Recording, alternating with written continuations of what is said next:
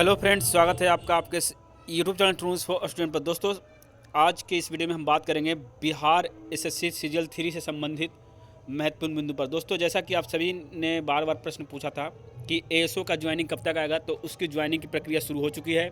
तो आइए इस वीडियो में हम पूरी डिटेल में चर्चा करेंगे, लेकिन आपसे रिक्वेस्ट करते हैं कि वीडियो को अंत तक जरूर देखिएगा और इस पीडीएफ को डाउनलोड कैसे करना है उसके बारे में इस वीडियो में ही बता दूंगा। ठीक है, तो सबसे पहले अगर बात करें दोस्तों इस नोटिस के बारे में, तो तृतीय स्नातक स्तरीय संयुक्त प्रतियोगिता परीक्षा विज्ञापन संख्या 1/2022 के आधार पर बिहार कर्मचारी चयन आयोग पटना द्वारा बिहार सचिवालय सेवा अंतर्गत सहायक प्रशाखा पदाधिकारी के पद पर नियुक्ति हेतु अनुशंसित अभ्यर्थियों का शैक्षणिक योग्यता एवं अन्य प्रमाण पत्रों की जाँच सत्यापन 9 जनवरी से लेकर के 11 जनवरी तथा 13 जनवरी से लेकर के 14 जनवरी को की गई और जांच में उपस्थित सभी योग्य अभ्यर्थियों को सहायक प्रशाखा पदाधिकारी के पद पर विभागीय कार्यालय आदेश संख्या इतना के द्वारा नियुक्ति की गई है।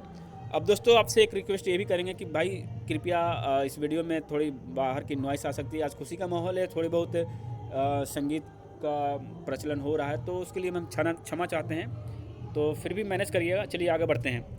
देखिए, यहाँ पे बताया गया है कि नवनियुक्त सहायक प्रशाखा पदाधिकारियों को अभी प्रमाणित फोटोयुक्त नियुक्ति पत्र 15 फरवरी तथा 16 फरवरी को सिंचाई भवन परिसर स्थित अधिवेशन भवन हॉर्डिंग रोड पटना पर प्राप्त किया जाना है। यानी दोस्तों, ये जो डेट है वो डेट आप याद कर लीजिएगा, 15 और 16 फरवरी, यानी कि कल से ही आपको वितरण किया जाएगा। और ये आप एड्रेस देख लीजिएगा, सिंचाई भवन। ठीक है, और यहाँ पर डेट की अगर बात करें, 15 फरवरी को जो है 2 बजे से 6 बजे तक, दिनांक 16 फरवरी को जो है 10 बजे से 1 बजे तक, और फिर 16 तारीख को जो है 2 से 6 बजे तक ये आपको नियुक्ति पत्र मिलेगा। और क्रमांक संख्या 1 से 500 तक को यहाँ पर इस दिन मिलेगा 15 तक, क्रमांक संख्या 501 से 900 तक का, और 901 से 1333, टोटल 1333 कैंडिडेट का यहाँ पे सिलेक्शन हुआ है। अंतिम रूप से ये ज्वाइनिंग करने वाले हैं। ठीक है, बाकी लोग अब्सेंट हो गए होंगे, इसी कारण से उनका ज्वाइनिंग नहीं आने वाला। ठीक है, 1360 पदों के विरुद्ध ये जो है पोस्ट था। और क्या क्या लेकर जाना है दोस्तों, तो यहाँ पर देखिए बताया गया है कि ससमय उपस्थित होकर नियुक्ति पत्र हाथों हाथ स्वयं प्राप्त कर ले। नवनियुक्त सहायक प्रशाखा पदाधिकारी के अतिरिक्त किन्हीं अन्य को नियुक्ति पत्र हस्तगत नहीं कराया जाएगा। यानी दोस्तों, सिर्फ और सिर्फ एएसओ का यहाँ पे ज्वाइनिंग हो रहा है। अभ्यर्थी अपने साथ आधार कार्ड यानी फोटोयुक्त पहचान पत्र एवं आयोग द्वारा मुख्य परीक्षा हेतु निर्गत प्रवेश पत्र मूल में लाना सुनिश्चित करेंगे। यानी दोस्तों, आपको 2 चीज़ लेकर जाना है। एक आपका एक आइडेंटिटी कार्ड होना चाहिए, और दूसरा कि आपका मेंस का जो है एडमिट कार्ड वो भी मूल में, ठीक है, ओरिजिनल चाहिए। नियुक्ति पत्र प्राप्त करने के लिए किसी प्रकार का यात्रा भत्ता दे नहीं होगा, यानी कि आप अपने खुद के भाड़े से जाएंगे। ठीक है, चलिए आगे बढ़ते हैं।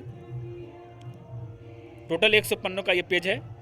आगे कुछ कहा गया दोस्तों ये कि दिनांक 27/12/2023 द्वारा अनुशंसित अभ्यर्थियों के अधोलिखित शर्तों के अधीन बिहार सचिवालय सेवा के अंतर्गत सहायक प्रशाखा पदाधिकारी के पद पर राज्य सरकार द्वारा स्वीकृत वेतन स्तर 7 एवं समय समय पर स्वीकृत अनुमान्य भत्तों के साथ परीक्षा पर नियुक्त किया जाता है। यानी दोस्तों, ये प्रोबेशन पीरियड आप सभी को पता ही है कि 2 साल का प्रोबेशन पीरियड होता है। उसके बाद आपकी संपुष्टि की जाएगी, यानी कि परमानेंट किया जाता है। ठीक है, तो ये जो आप देख रहे हैं, देखिए बाएं साइड के सबसे फर्स्ट कॉलम में आप देखिएगा, ये क्रम संख्या है। इसी के आधार पे आपको वहाँ पे उपस्थित होना है। यानी कि 1 से लेकर के 500 वालों को 15 तारीख को जाना है 2 बजे के पहले, और 501 से लेकर के 900 तक के जो कैंडिडेट है वो 16 को फर्स्ट शिफ्ट में जाएंगे, और 900 से 1 से स्टार्ट होकर के 1333 जो है वो सेकंड शिफ्ट में जाएंगे 16 तारीख को। ठीक है, और यहाँ पर देखिए, यहाँ पर स्थायी पता दिया गया है, और यहाँ पर उनका रोल नंबर दिया हुआ है, यहाँ पे उनका मेधा क्रम दिया हुआ है। तो ये आपका मेगा के अनुसार दिया है, यानी कि दोस्तों आपका जो ओरिजिनल जो आपका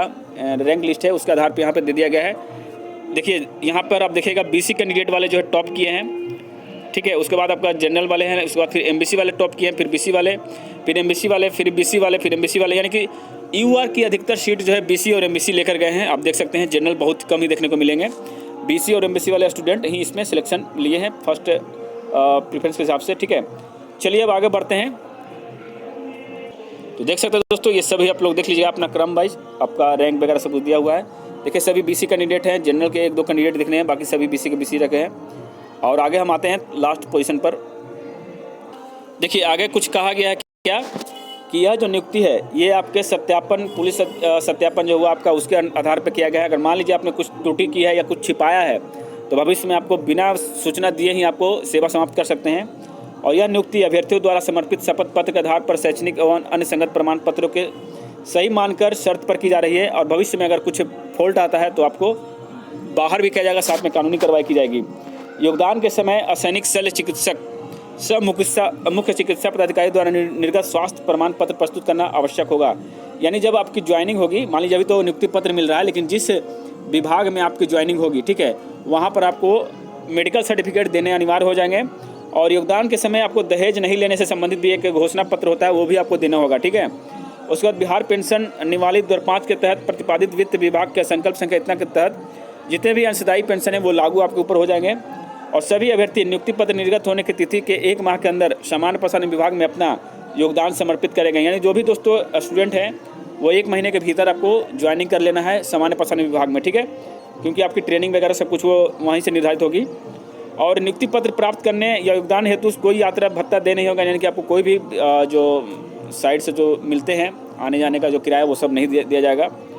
अभ्यर्थी द्वारा फोटोयुक्त नियुक्तियुक्त पत्र मूल में प्रस्तुत नहीं किए जाने पर उनका योगदान स्वीकृत नहीं किया जाएगा। यानी दोस्तों आपको जो है ओरिजिनल आपको देने होंगे।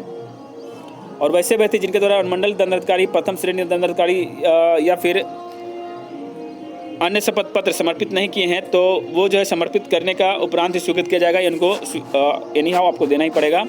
और लास्ट में आपको कुछ इस तरह की प्रतिलिपि दी गई है दोस्तों, जिसमें संबंधित नवनियुक्त प्रशाखा पदाधिकारी के उनके अप्रमाणित फोटोग्राफ के साथ सूचना प्रेषित किया जाता है। तो यहाँ पर आपको जो है फ़ोटो रहेगा और इस पर साइन रहेगा, ठीक है। तो ये सारा चीज़ जो है यहाँ पे दिया गया है दोस्तों। तो ये है आपका आज का अपडेट। बहुत ही लंबे समय के बाद आपका जो है अंतिम चरण आया है, जिसमें आपकी ज्वाइनिंग होने वाली है। तो ज्वाइनिंग के लिए सभी कैंडिडेट को बहुत बहुत शुभकामनाएं। सरस्वती माता का आशीर्वाद आप पर बना रहे, और बन भी गया है, इसीलिए आप लोगों की ज्वाइनिंग हो रही है। तो आप लोग आराम से जाइए। कल दोपहर में जाना है। जिनको ये पता नहीं है कम से कम उन भाइयों को शेयर कर दीजिएगा जिन भाइयों को है। अब हम अंत में बात करते हैं कि इसका PDF कैसे आप डाउनलोड करिएगा। दोस्तों देखिए, आपको गूगल में लिखना है GAD बिहार, ठीक है। ये आप लिखिएगा तो आपका जनरल एडमिनिस्ट्रेटिव डिपार्टमेंट का ऑफिशियल वेबसाइट पे जाइएगा, और वहाँ पर नोटिस बोर्ड में आपको ये चीज़ें देखने को मिल जाएगी।